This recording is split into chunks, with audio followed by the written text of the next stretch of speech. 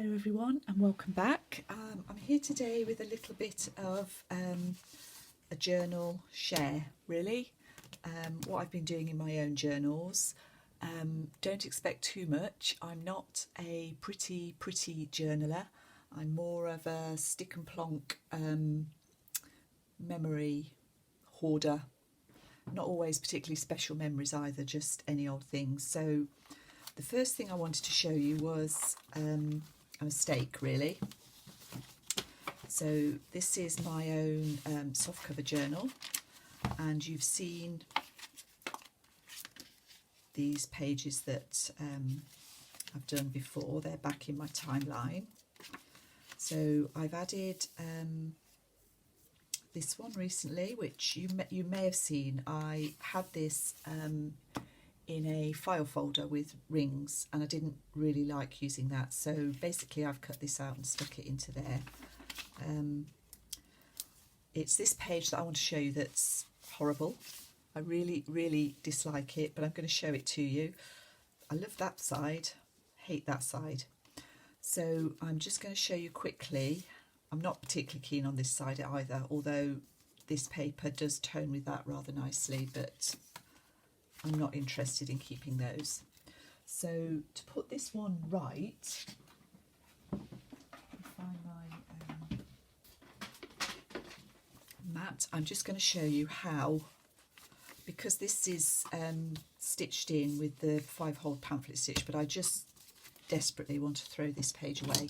So all I'm going to do is go in about 1/2 inch, cut it off. I had glued that pocket on the other side, so I don't know whether that will come off or not. So let's see. So that's my leftover tab, and I'm just going to see if I can pull this off just to thin it out a bit.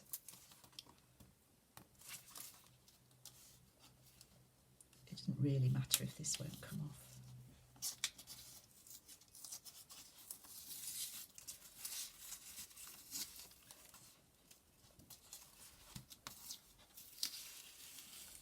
But I've got most of that off. And what I will do is, when I have a nice page, something I really do want to keep, all I'll do is, this one would do actually, because this is a sort of prompt for me for my journals, is I will glue that onto that tab over the writing side, and that will be a new page. Any bits that I don't like, I'll cover up with a strip of paper or a strip of washi tape, and that will resolve that problem. So that's something you can do if things go horribly wrong. This was another one that I've stuck in from that other ring bound journal. So that's that one. This is the journal I'm enjoying working in the most at the moment, and this is more of a, well, it's a bit bigger actually, but it's the Traveller's Notebook style. The ones I've just put up last week onto Etsy are this type of journal, I guess. They actually measure slightly more than the Traveller's Notebook. They measured 8.5 by 5.5. No, 8.5 by 4.5.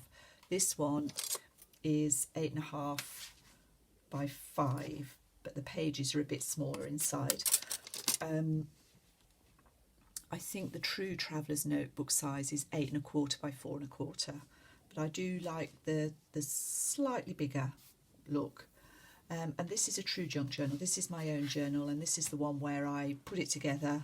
I just put 10 pages in here with magazine, things that I couldn't sell or that I don't even particularly want to show, journal, magazine pages, that type of thing. Sorry, I'm getting all my words muddled up today. Anyway, this is from a magazine. I think it's like a Somerset Studio or something like that. And this is my first spread in this journal. I was very lucky last year and won a giveaway from Nick the Booksmith. This is the tag she included in that giveaway. This was from the front of the card that she included, and this is her message, which was too big to go in this journal, so I've just cut it into strips. And in here we've got a bit of she included a bar of chocolate, so that's been made into a journal card with a tab, and this is her card. And obviously I'm not going to show you all my journaling, but I've just journaled on the back of those. As I say, this is a random picture of my dog on a day out in 2017, and I think I've told you before that I'm certainly not everything goes anywhere, it doesn't have to be in order. This was something from a friend.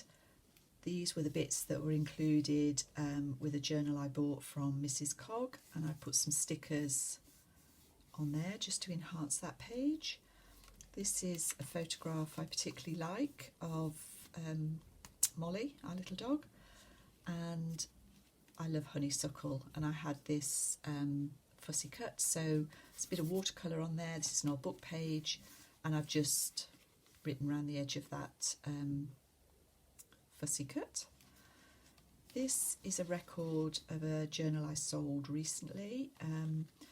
It seemed to fit, there was some writing here from the book page, and this fitted in like a frame, so I've just journaled around it. And then this is or can be, a tuck spot. Obviously I chose that to match the colours. This page I shall leave as it is because I like it.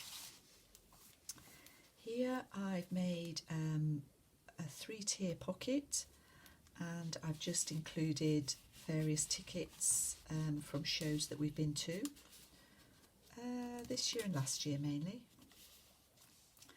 And this is a business card from somebody else I've used, that I've bought chiffon silk from.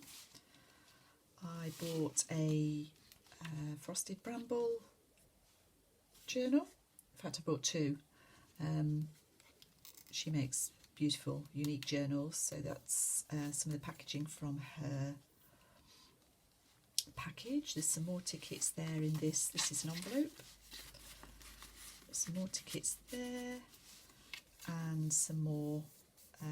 This is from Sheila from Montana. This is Boho Dreams, and I bought some recently. I bought some sari trimmings from Sheila, which are absolutely gorgeous. These are some photographs from Mother's Day, and then I don't think there's anything else in this one till we get near the back. This is a business card from Splattered Inky. A little bit of journaling here.